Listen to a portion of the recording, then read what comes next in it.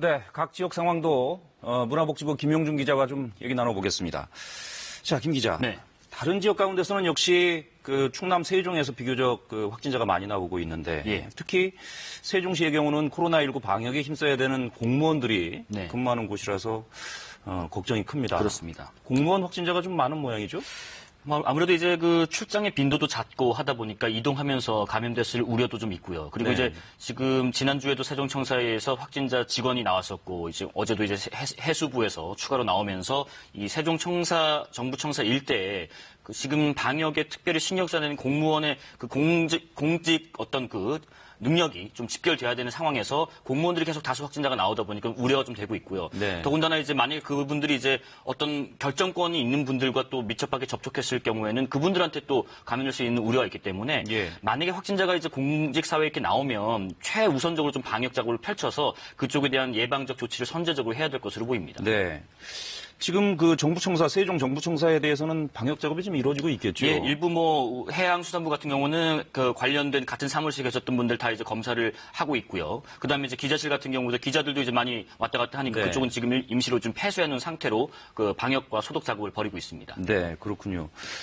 부산 얘기도 좀 들어봤는데 부산에서는 이탈리아 여행을 갔다 온 분이 좀 확진 판정을 받았습니다. 예, 예. 이탈리아 상황이 굉장히 심각한 모양이에요. 이탈리아 지금 그 확진자가 한 10,000명 지금 달하고 있고 사망도 460여 명 뭐 정도 되다 보니까 이탈리아 자체로 그 국민 이동 제한 명령을 내렸어요. 4월 3일까지. 예. 그리고 이제 뭐 육체 노동을 하시는 분들은 출근을 허용하지만 그 외의 분들은 모두 이제 재택근무를 돌리도록 지시를 내렸고요. 그리고 이제 2차 세계대전 이후 처음이랍니다. 그 세리아 A 같은 프로축구도 다 중단시켰고 경기가 뭐 올스톱된 상황이다 보니까 네. 이 굉장히 그 국가적인 지금 위기 상황이고요. 거기서 이제 입국하신 분들이 중에서 부산에서 확진자가 나왔다는 거잖아요. 그래서 이탈리아와 또 이란도 비슷한 상황이거든요. 이탈리아와 이란에서 오는 분들도 입국 시에 절차 검역을 강화하겠다. 네. 어떻게 강화하냐면 이제 뭐 건강 상태 질문서를 반드시 내야 하고 그다음에 발열 검사를 별도로 해야 되고 자가 진단 앱을 또 다운받아서 14일 동안 상태를 제출을 해야 되고 중간중간 그리고 그 구청이나 관할에서 전화도 와요. 지금 상태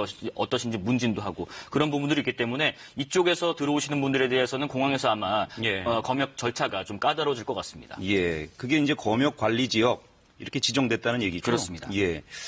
지금 그 해외 사례를 좀 보면 네. 국내 확진 상황과 좀 비교를 해보면 네.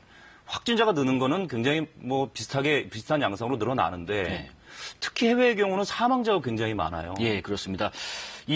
물론 그 당국에서 분석을 해봐야겠지만 우리의 사망 사례처럼 우리는 주로 이제 기저질환 있고 고령이신 분들이 주로 이제 사망에 이르는 경우가 많았잖아요. 근데 네. 이탈리아 같은 경우 지금 460여 명 사망자가 꼭 그렇지는 않은가 봅니다. 해서 네. 어떤 국가적인 적절한 시스템, 예를 들면 우리가 하고 있는 것처럼 생활치료센터로 경증 환자들은 모니터링 의료진이 직접 한다든가 예. 중증 환자들은 중증도 분류에 따라서 바로바로 병상으로 입소해서 집중치료를 받는다든가 뭐 이런 부분들에 대한 국가적인 역량이 그쪽은 다소 좀 미흡한 부분이 있는 게 아닌가 싶습니다. 네.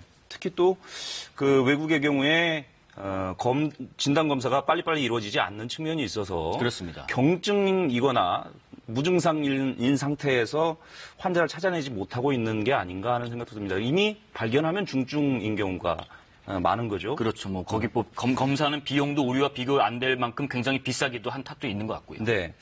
앞서 전해드렸는데 마스크 관련 시스템이 좀 다운됐다는 소식이 있어요. 예, 지금 우리 중복 구매 방지를 위해서 약국을 먼저 이제 시스템이 도입된 게 이제 오늘은 우체국까지 오부제가 되면서 같이 시스템을 공유하는데 네. 이 서버가 지금 다운이 되다 보니까 이게 입력이 돼서 뭐 확인이 돼야 이걸 판매할 텐데 그래서 못 파는 약국이 있다든가 네. 아니면 그걸 일일이 손으로 썼다가 체크를 한다든가 뭐 이러다 보니까 지금 일선에서 좀 혼란이 있는가 봐요. 또 거기에 있어서 또 자가진단 마스크 앱까지 지금 오늘 시행이 됐는데 예. 이 애플리케이션도 지금 저도 방금 들어봤는데 이제 지금 뭐 사용이 원활치 않습니다 이렇게 나오는 걸 보니까 우리가 사실 오부제 도입한 게 좀 혼란을 줄이고자 약국 판매할 때 한 건데 이 시스템이 좀 서버가 다운되면 네.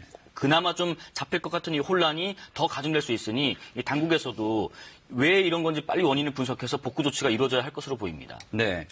알겠습니다. 마지막으로 한 가지만 더 여쭤보겠습니다. 네.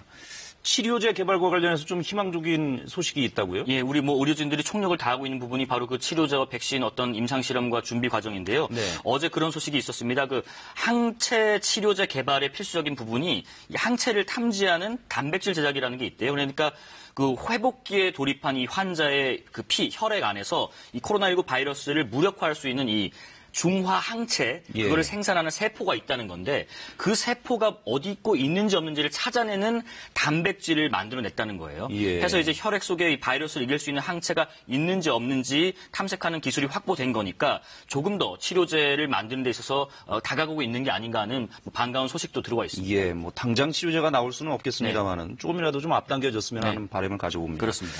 알겠습니다. 잘 들었습니다.